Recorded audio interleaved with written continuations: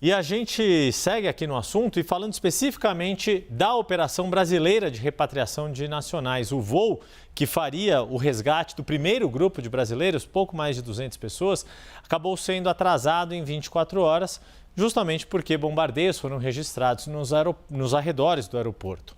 A gente vai chamar a Thaisa Medeiros, que vai nos contar mais informações, atualizar essa situação.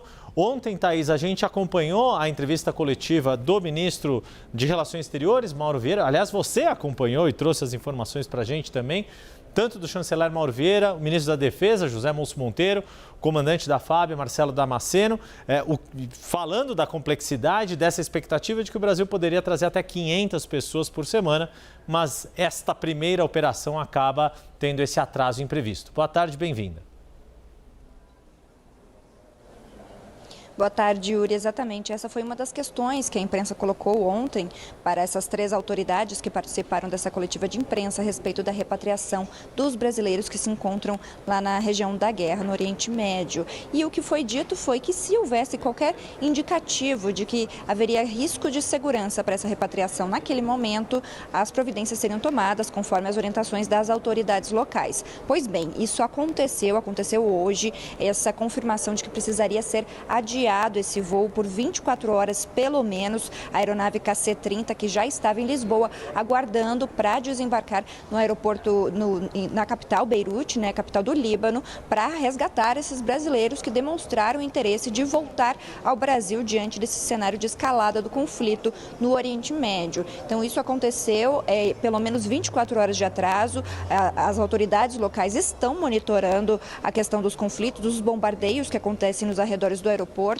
E, é claro, a gente também acompanha daqui do Brasil, aguardando como é que vai ser essa retirada desses brasileiros, que inclusive devem ser escoltados pelo Exército para garantir a segurança até a saída da capital, Beirute. E os bombardeios nas arredores ficam bem perto do aeroporto de onde eles vão sair. E essa preocupação com a segurança, então, sempre esteve em evidência. A gente lembra que essa é a primeira fase da operação de repatriação dos brasileiros, nesse caso aí da escalada do conflito no Líbano. A gente lembra também que a embaixada em Beirute vinha fazendo esse monitoramento com a maior comunidade brasileira do Oriente Médio, que tem mais de 20 mil pessoas, e vinha questionando quem tinha interesse de sair dessa região do conflito. Pelo menos 3 mil brasileiros demonstraram esse interesse, e o que o comandante da Força Aérea Brasileira disse ontem é que existe essa expectativa de pelo menos 500 pessoas por semana serem trazidas de volta ao Brasil, conforme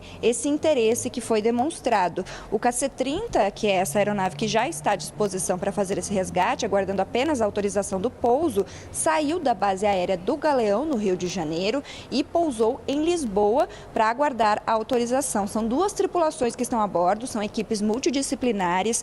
A gente tem, além das equipes de saúde, como psicólogos, médicos, para já fazer o resgate e atender essas pessoas que estão saindo de uma situação muito delicada e complexa, que precisam desse suporte de saúde. Também tem, é claro, as equipes técnicas, os mecânicos também, os próprios comissários, pilotos, todas essas pessoas que estão designadas para essa missão de repatriação, que vai trazer inicialmente 220 pessoas nessa aeronave KC-30 da Força Aérea Brasileira. Ontem o governo brasileiro também deu mais detalhes a respeito da repatriação, como, por exemplo, quem seriam as prioridades para serem trazidos de volta ao Brasil. O ministro Mauro Vieira, chanceler, disse para a imprensa que vão ser seguidas as prioridades por lei. As mulheres grávidas, os idosos, as crianças, pessoas com deficiência. Então, essas prioridades vão ser seguidas. Afinal, são 3 mil pessoas que querem voltar e precisa aí ter uma ordem para respeitar as prioridades. Ao longo dessa operação também deve ser usada, além da aeronave KC-30, também a KC-390 para conseguir dar vazão